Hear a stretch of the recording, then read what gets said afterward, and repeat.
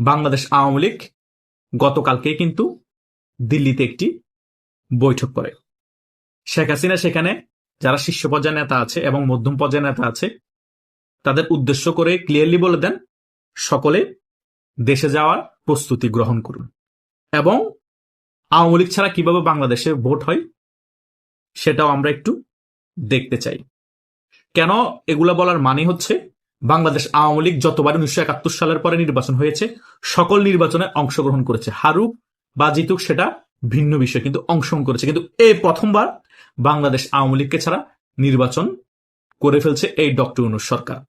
এবং শেখ হাসিনা কিছুদিন আগেও ক্লিয়ারলি বলে দিয়েছে, আওয়ামী লীগ যদি নির্বাচন অংশগ্রহণ শেষ পর্যন্ত নাই করতে পারে তাহলে আওয়ামী লীগের যারা কর্মী সমর্থক আছে এবং সাধারণ জনগণের উদ্দেশ্যে বলেছে, কেউ ভোট কেন্দ্রে যাবেন না, no vote no vote. Clearly তিনি এই কথাটা বলেছেন এবং নেতাদের উদ্দেশ্য গতকালকে যে বৈঠক হয়েছে সেখানেও ক্লিয়ারলি বলেছেন যে আপনারা আওয়ামী লীগ ছাড়া যাতে ভোট হতে না পারে সেটার জন্য চেষ্টা করুন এবং দেশে সকলে যাওয়ার চেষ্টা করুন যারা যেতে পারবেন। এখন কি আওয়ামী লীগ রাজপথে নেমে ভোট বানচাল করার চেষ্টা করবে? অনেকের প্রশ্ন হতে পারে। রাজপথে নেমে ভোট বানচাল করার চেষ্টা করা ছাড়া কি অন্য কোনো উপায় আছে? না, অন্য কোনো উপায় নেই।